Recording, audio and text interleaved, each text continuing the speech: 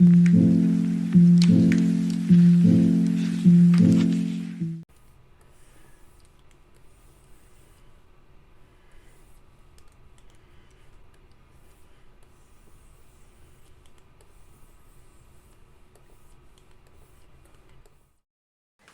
guys, Dion here, and today I bring to you another Draw With Me, where I will be drawing my friend Zosie this time.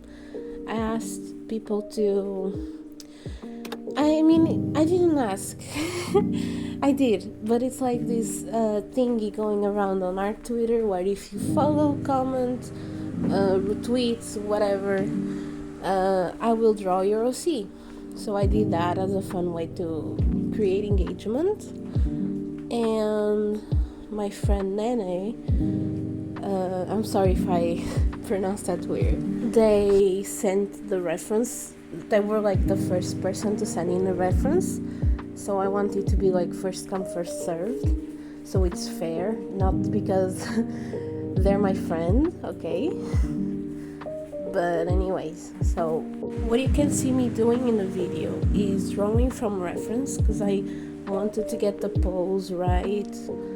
I did a drawing of this character as a little gift a few days ago, but I didn't like how it turned out because I didn't have a reference.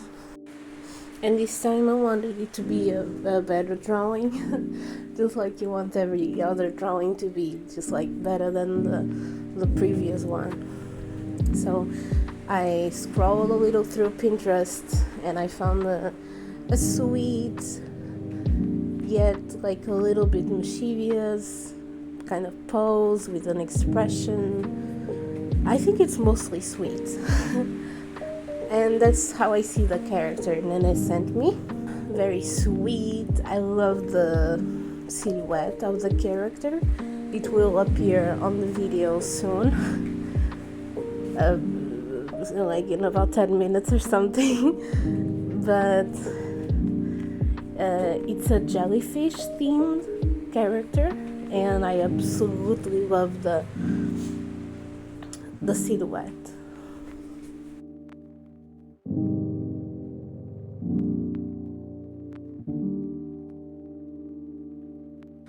Whenever I'm drawing characters, even though if they are fantasy or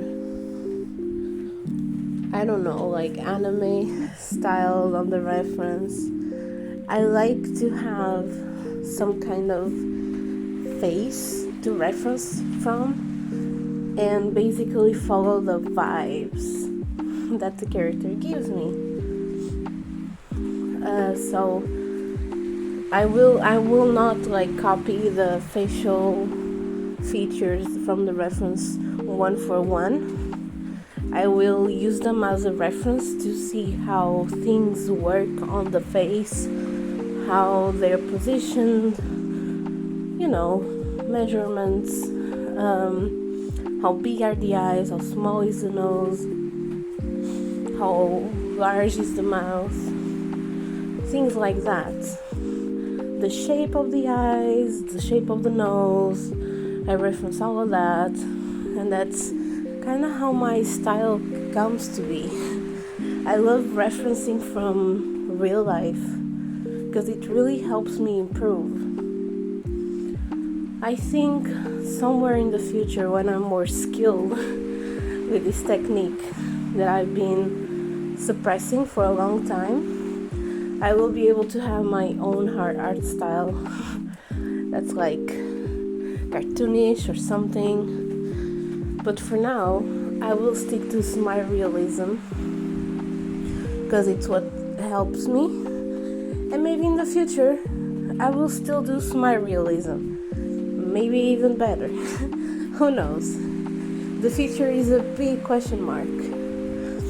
But I hope, besides everything, that I will still be doing art, no matter what style it is, no matter what direction I take with it.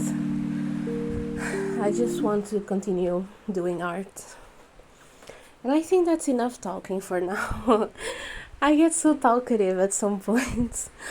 But anyways, I'll leave you a little bit with the drawing. I'm drawing the hand, I think. No, I was drawing the hand. I'm not paying attention to the video. I'm sorry. I'm just sketching. So I hope you enjoy. Have a nice time.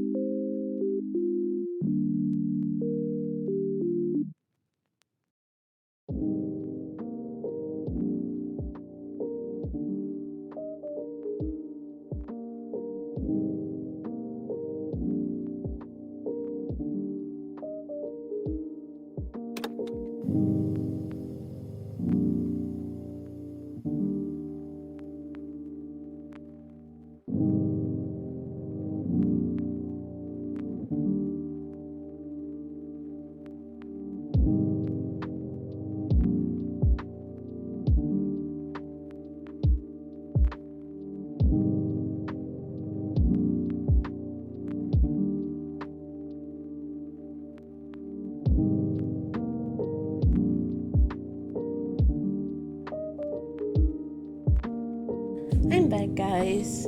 I think I have a theme of what I want to talk now because I'm kind of all over the place when I'm recording the voiceovers because I don't have a script. But I think I want to talk to you guys about my art style progress. First of all, at this age that I'm at, which is 22, I don't believe you can fake an art style. You can learn, you can study, but what comes naturally to you is already your art style. You might not be skilled to realize it fully, but that's what you have to practice. You have to practice your skills, your fundamentals. But anyways, so I started drawing because of Monster High, and because I loved collecting Monster High dolls, and I found the concept to be so interesting. I wanted to have a character, my own character in their world. So that's what I started doing. I started drawing OCs for Monster High, making fan art, and my style was very inspired by Monster High. It was like a 1-for-1 copy, or at least I tried to. Okay, I'm gonna put some pictures up on the screen. But I was about 13. No, I was about 10. Yeah, 13 was my homestuck phase. So I'm getting ahead of myself. Monster High is how I started drawing. What piqued the interest in me to draw. even though I had drawn before. Like, I really liked Winx Club, so I would draw fan art and send it to magazines. Never made it though. I always forgot to send it, or my mom did, so that didn't work out. And I was about like 7, 9, somewhere around those ages. But it was at 10 years old when I decided that I wanted to do art. I had other career options in my head, like dolphin trainer, DJ, very unorthodox careers. But the most weirdest thing of them all was that I didn't think I could be an artist as a living, and I'm not yet. But now I can see that's possible and that's achievable, and if I work hard I will be able to make it. Then after Monster High, I progressed to anime because I would search up tutorials on how to draw better, and most of them would be anime. So I kind of naturally developed an art style in anime from those tutorials. And I was also obsessed with this game called Sweet Love. I think it's like a dating sim, and I would play it in Portuguese, so I don't know the English version, but I think it's Sweet Love. And I would it's anime style. It was the first kind of anime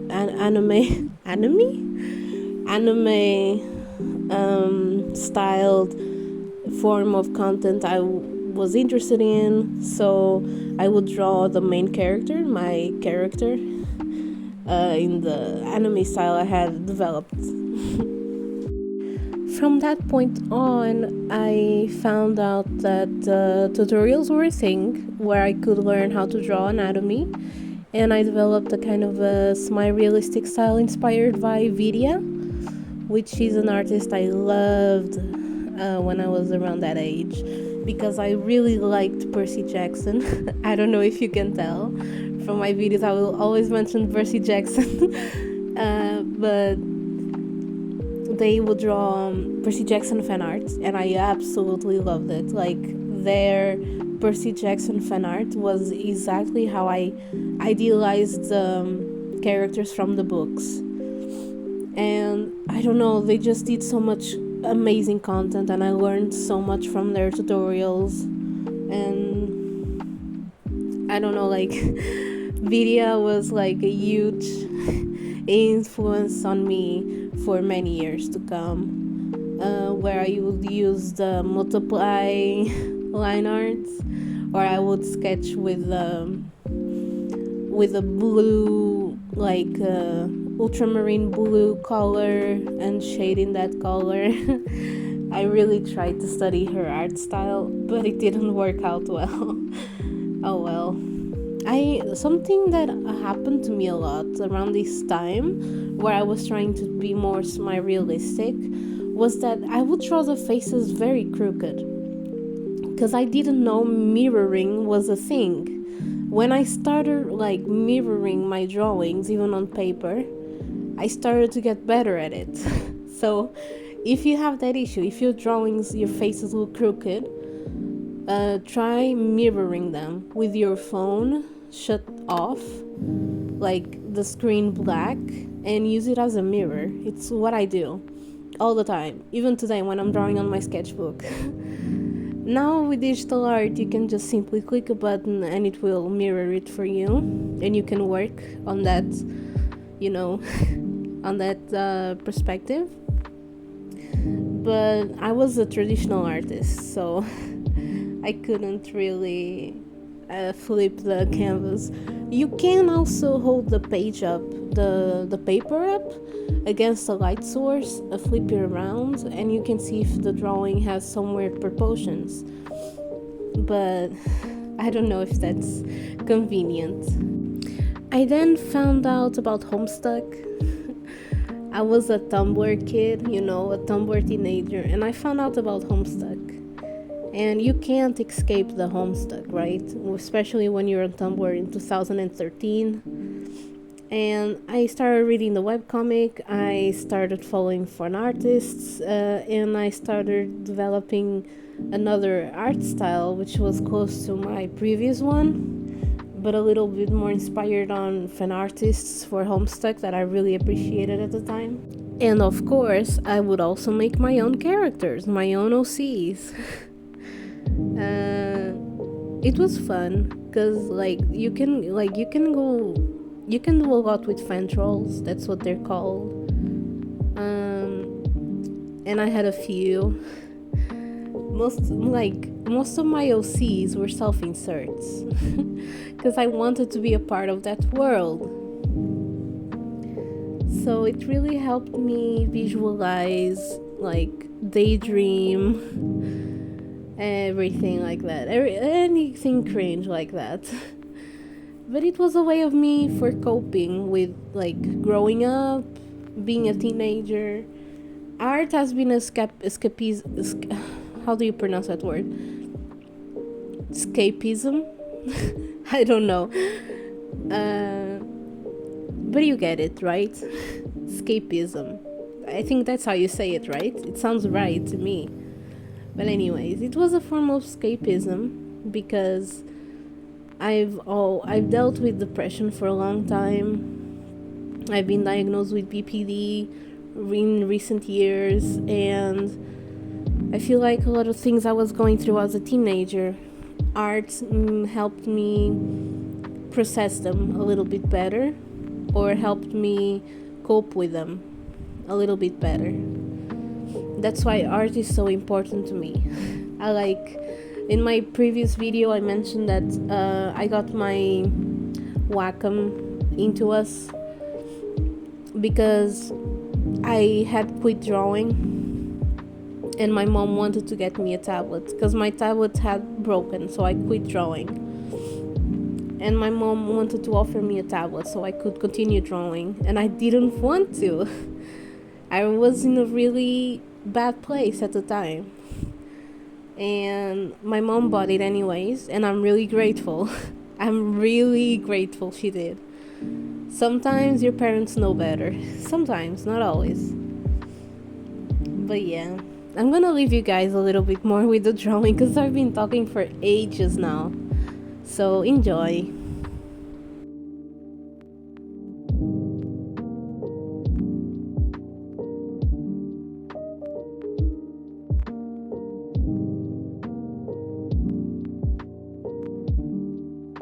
So as you can see, I've been through a lot these years. I feel like my peak in art was in high school because I went to an art high school, and I was really creative back then. And now I force creativity, and I feel like I need to go back to studying, which is one of my goals for next year, is to study more arts and more artists. So I'm planning to get more artist books, more art books in general, and study a lot, study things that I can't do yet or am not good at, like backgrounds, feet, etc. And I hope to share my process with you guys. So I didn't film this part of the process, but I gave her some manicure. I added some details. I did the veil thingy details, and I rendered it a bit, and I really like how it turned out, even though it's in a need for a liquify tool. I know. And here you can see the speed painting process, so you can enjoy it a little more. Yeah, I'm gonna leave you with the speed painting for a little bit, so enjoy.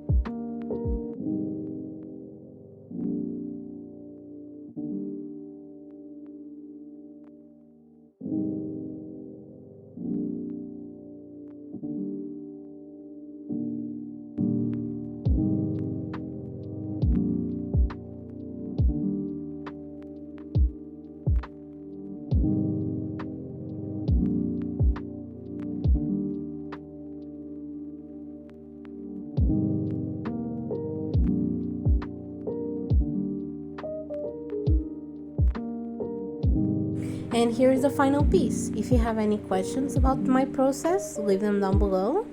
And stay creative, take care, and see ya!